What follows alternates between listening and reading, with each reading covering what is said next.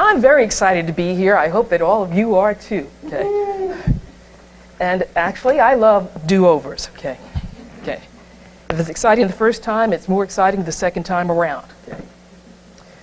One evening last week, I was visiting with a friend of mine on the phone, and she had something on her mind, and I encouraged her to tell me about it. And she said, no matter how she tried, she can't seem to like this family member. And now this is a relative by marriage. And it bothered her because she would like to feel comfortable with this individual, with this individual family member. And as she shared with me, I understood that she definitely had reasons for not liking this person. But again, it made her uncomfortable, and so she wanted to find out how she changed this and deal with it. I immediately thought of something that the Reverend Martin Luther King Jr. had said in one of his sermons called Loving Your Enemies, which was delivered in 1957 at the Dexter Avenue Baptist Church in Montgomery, Alabama. And sharing the insight that often it is much harder to like others than it is to love them, Martin Luther King Jr. basically said, and I'm paraphrasing, "Thank God that Jesus didn't command us to like everyone. All we have to do is love them." King was, of course, acknowledging that it might not be humanly possible to like everybody that we meet, everyone that enters our life. Is it humanly possible for us to like someone who is physically abusive or psychologically abusive to us? Who can like someone who is hurting ones that we care about? He actually said, who can like someone who's bombing our homes and trying their best to kill us and harm those we love? King told his listeners, I am aware of the fact that some people will not like you. Not because of something you did, but basically, they just won't like you. I'm quite aware of that, he said. Some people aren't going to like the way you walk. Other people are not going to like the way you talk. Some people aren't going to like you because other people like you. And you're popular. Some people won't like you because you can do your job better than they can do their job. Some people aren't going to like you because your hair is a little shorter than theirs, or your hair is longer than theirs. Some people aren't going to like you because your skin is a little lighter than theirs, and others won't like you because your skin is a little darker than theirs. So King said, some people, let's face it, aren't going to like you. They're going to dislike you, he said. And again, not because of something you've done to them, but because of various jealous reactions and other reactions that are prevalent in human nature. I think this is a way of saying that we all have a shadow side. Humanly, we're yin and yang. We're light and dark. Our human nature is developed in a world of duality. And the great opportunity for each of us is to find the way to accept our human self with all its errors, with all of its faults, hang-ups, and flaws. Because self-improvement requires that we be aware of what needs improving in us. If we have some area in our life that is causing us problems in relationships, we have to have the courage to face or acknowledge what we may need to change about ourselves. The fact is, King said, people will sometimes react adversely to our human nature, and at times we will react adversely to their human nature. When someone dislikes us, when we dislike another, when we seem unjustly treated, when people get on our last nerve, that reminded me of a mother who was talking to her kids, and these were teenagers, okay, and she said, you guys, I have one nerve left, and you're getting on it. She was serious. She was not playing. What can we do? It often seems as though when we're having these people issues that there isn't anything we can do. It's beyond our control. health issues, prosperity issues. We know our affirmations, we do things, we know that we need to make changes there, but we can't control other people. And we cannot force other people to like us if they don't. There's a song, something like that, about how can I make you love me when you don't? But we're talking about like here. And I agree that it's a good thing that we are not commanded to like people, but we are commanded to love them. There is a difference. We may not be able to make changes or make other people change, but we can always choose the way that we're going to respond to our life, the way that we're going to respond to the people and the situations that involve us. Let's take a look at Matthew 5, verses 43 through 48, and this is in your program. And let's see if it helps us answer the question of how can we move past dislike to love. In this passage, Jesus says, "You have heard that it was said, 'You shall love your neighbor and hate your enemy.' But I say to you, love your enemies, bless those who curse you, and do good to those who hate you. Pray for those who spitefully use you and persecute you, that you may be sons of your Father in heaven. For he makes his sun to shine and rise on the evil and on the good, and he sends rain on the just and the unjust." First of all, the first thing I saw is that Jesus is addressing the tendency that some of us have to live in the past. He said, "You have heard it said," past tense, "but I say to you." And basically, Jesus is challenging us with the idea of, hey, why don't you take another look at what you've been holding on to in your belief system? You have been doing this, you have believed this other thing here, but perhaps there's another way to see the situations that you are being challenged in. So he says, "I say to you, love your enemies." And I thought about friends, how important friends are to us, how supportive friends are. And oftentimes our friends are willing to climb into the mud with us and help us stir it up, even worse than it is, when we're having relationship problems. Now, these friends think that they are being loving and kind, and they are being supportive. They may tell us that it is right to love our neighbor, and we are justified in hating the ones who seem to be persecuting us. And you know, they are right. Out of love for us, we do have a right to be angry and to be hateful toward those who hurt us in these ways. We can choose to be angry and resentful and hateful, but at a cost. Hate at any point is cancer, and it gnaws away at the very vital center of your life and your existence. It is like eroding acid that eats away the best and the objective center of your life. So Jesus says, love your enemies, because hate will destroy the hater as well as the hated. Number two, Jesus puts it in these words, "I say to you." Meaning that things have changed or need to change. Love your enemies, bless those who curse you, and do good to those who hate you. We have to recognize when there is a need for us to change the way we're thinking about ourselves and thinking about others when we're having problems in our relationships. Sometimes we have to be aware that the person persecuting us is not the other, it's us.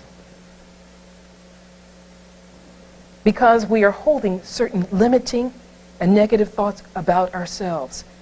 And I believe it's true that our universe responds to us, responds to how we think of ourselves, how we speak about ourselves.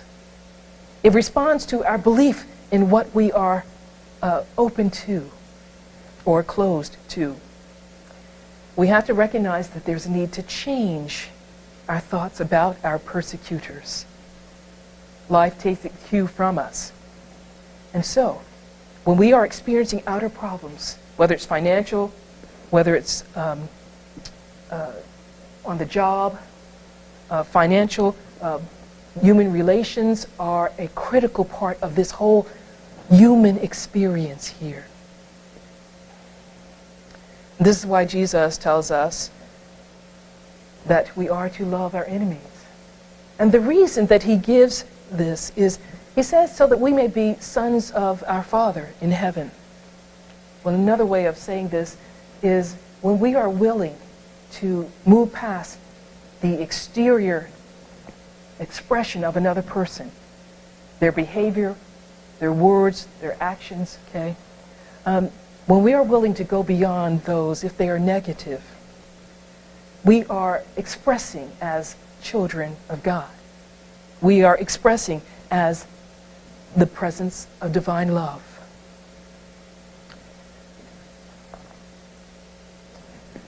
Number 4, get past thinking that you have to like the folks who dislike you. And I think many of us suffer from that. We feel that we have to like someone, that it's Christian to like someone. Well, it is a good thing to like people when we can like them. But it's also a good thing to recognize that there are times when we don't like them. And if we can stop resisting our dislike of someone, we can get to the place where we can heal that relationship. Do you understand my meaning here? We resist disliking because we think we should like everyone. And that resistance holds us back from the healing. Jesus said, resist not evil. And so, when we stop resisting our resistance, we are then free and open to be healed.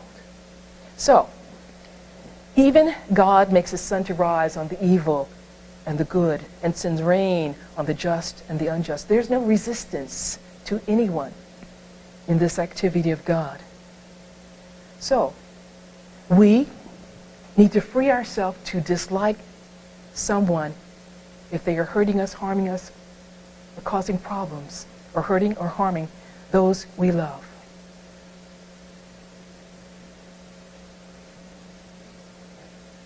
Jesus, after all, did not command that we like these folks, but that we like behavior or the words or actions of others. We are only commanded to love them. In our prayer meditation time, we can hold the truth for these people that dislike us and know the truth about ourselves and for others whom we feel a dislike to. We can see the light and love of God working in them for their highest good. And in prayer, we can forgive them or forgive ourselves. And maybe even we can come to realize that this situation, this relationship problem, may have something to teach us about ourselves, about others, about our relation to God. We can place the troublemaker in our lives into the care and keeping of his or her own inner Christ, and know that divine love is doing its thing. It's working in their lives to grow them and to bless them, just like it's working in our lives to grow us and to bless us. Our continuing mudslinging experience might be simply an ego effort on our part to justify why we dislike someone. You know, we can go down the list why we dislike this person or that person. And maybe that's just our ego self trying to justify that we do dislike them.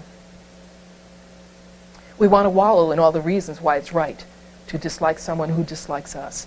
Stop resisting the dislike. Let yourself dislike them for what they have done or are doing. And when you stop resisting the evil, as I mentioned before, then you open yourself to healing through love. Sounding very much like a unity minister, King said that what we must do if we're seeking to love our enemy is to discover the element of good in our enemy. In his sermon, he said, every time we begin to feel that feeling of dislike for someone, every time we think about hating another person, he said we can remember that there is good in that person because there's something of God in that person. King said that each of us is something like a schizophrenic personality. Now, I've never really thought of myself that way, but there might be a possibility in that. Because he said we are split, and we are divided oftentimes against ourselves. Ego self wanting this thing, higher self knowing that that is not for our highest good. And so we have this division against ourselves. He said it's sometimes like a civil war going on within our lives. Kind of like a statement that I heard where the cowboy gets on his horse and to ride out of town, and he rides out into the sunset in every direction. It's kind of like what Plato said, that sometimes the human personality is more like a charioteer who has horses, strong horses that have a mind of their own. And so it's difficult to progress because they are wanting different things and wanting to go in different directions. And Dr. King sounds like late Unity minister Eric Butterworth. Now, those of you who are familiar with Eric's books will understand when I say that this sounds just like him. When Dr. King says, our isness is out of harmony with our eternal oughtness. And to me, this means that within the best of us, there's something that we consider evil, and within the worst of us, there is what we consider good. Now, King talks about the idea that the Greeks have 3 words for love: eros, philia, and agape. And he focuses on agape, which he says is something like the understanding or creative or redemptive goodwill that we have for all people. It's a love, he says, that wants nothing in return. It's an overflowing love, and it's what theologians would call the love of God working in the lives of people. And King says, when we rise to love on this level, we begin to love other people, not because they're likable, they may be, but because God loves them, and that God presence is in us. When you look at every person and you love them because you know God loves them, you're working on a higher level of love. Even though King says this person might be one of the worst people that you've ever met. And this is what Jesus means, I think, when he says, love your enemies. It is significant that he does not say, like your enemy. Like, says King, is a sentimental something, an affectionate something. And he shared in this sermon that there are a lot of people that he found it difficult to like. He said, I don't like what they do to me. I don't like what they say about me and other people. I don't like their attitudes. I don't like some of the things that they're doing, but Jesus said to love them. And love is greater than like. There's something about love that builds up and is creative. And there's something about hate that tears down and destroys. When you start hating anybody, it destroys the very center, your creative response to life and the universe. Love is understanding. It's redemptive goodwill for all. So, love everybody.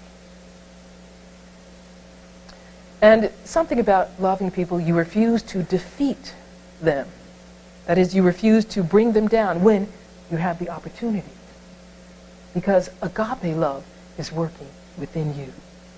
Now, there are 2 techniques I'd like to share with you for those times when you're feeling disliked by someone, or those times that you feel a dislike of other people. Sometimes it's simply a dislike of their attitude, their behaviors, their words or actions, and not really a dislike of them, the person, the entity, the creation of God. But the first technique is one we use here in Unity. In your program every Sunday is written a powerful affirmation and tool. The Christ in me beholds the Christ in you. And when we say this to others, it is an expression of love. It is an expression of respect. It's an extension of compassion, forgiveness, and love. But it's coming from our high self, not from the personality level. And we are sending out so that it touches at the highest level of the other. The Christ in me is connecting with the Christ in you. This can help us get past feelings of dislike so that we can experience the love that connects us with everyone else. Try using this the next time you think of the person that you dislike. Say aloud or say to yourself, "The Christ in me beholds the Christ in you." Particularly when our human personality is finding it difficult to love that individual. Now, the second technique is called Just Like Me. It's a spiritual practice by Frederick and Mary Ann Brisson. And all it consists of is that you use the words "just like me" whenever you find yourself making an assessment of another person, whether you're giving a compliment or being judgmental about someone. Just say the words "just like me" after you find yourself expressing that way. For example, "My partner is so stubborn, just like me." "My friend is so generous with her time, just like me." "She holds too many grudges, just like me." "He is so creative, just like me." And as you include yourself in these judgments and evaluations, notice what comes up for you. Notice how you feel when you are expressing "just like me" after all of these compliments or negative judgments. Okay? It's a powerful exercise, but it's very, very simple. Just add "just like me" after you have either thought about someone positively or negatively, or spoken positively or negatively to someone. It's an amazing experience. Okay? Take a moment. I'd like you to do this exercise. Take a moment and think of someone that you dislike. Now, you don't have to come up with the reasons why you dislike them. You just know you dislike them. Okay? Or think about someone you feel dislikes you. All right? Now, in your mind, you may have an idea on what it is you dislike about them. That person is so loud and rowdy, okay, I really don't even want to be in their company. They're loud and rowdy, just like me. There's a statement that says we can only be aware of what is within us. And when we are looking at other people, on some level, they mirror us. And maybe they mirror our fear of being a certain way. But they also may mirror exactly how we express, and we're not aware of it. So this exercise brings us a certain amount of awareness. About 2 weeks ago, I became aware of an inspiring story of a man named Anthony Ray Hinton. He's a man who was sent to prison and was in prison on death row for about 30 years for crimes that he didn't commit. He maintained his innocence throughout his imprisonment, and his lawyer was constantly working to try to free him during those 30 years. He was charged with the murder of 2 store managers and for trying to murder another person who survived an attack. This survivor picked Ray from a lineup, a police lineup. And there really wasn't any evidence to connect him with the crime. But somehow he was locked up and charged and imprisoned and sent to death row. Anthony Ray Hinton wrote a memoir, and his memoir is called "The Sun Does Shine." And last year, CBS did a special on him on June 5th, 2018. You can probably find that online, where he talks about his experience. What happened, he was eventually freed after losing 30 years of his life in prison, falsely charged. And what everyone wanted to know when Anthony Ray Hinton was freed up, what they wanted to know is, why aren't you angry? You've lost a lot. Why aren't you angry? Why aren't you bitter? And his answer was that he had seen what hatred could do in the prison, in his prison experience. And he said, how will it profit me if I hate those who falsely imprison me? What good will it bring into my life? He found that when he was in prison, it brought him closer to God. And his experience also brought others in prison closer to God.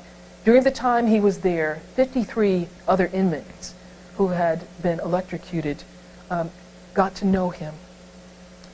And one of the stories that he tells in his memoir, which is basically about how love wins, how love triumphs over all kinds of adversity.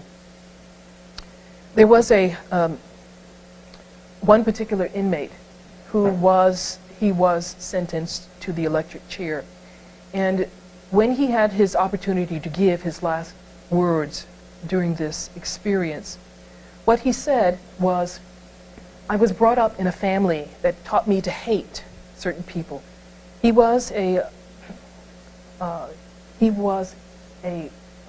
person who hated black people. He was racist, and he had admitted, and that was the reason he was in jail, because he had committed heinous crimes, hate crimes against people of color.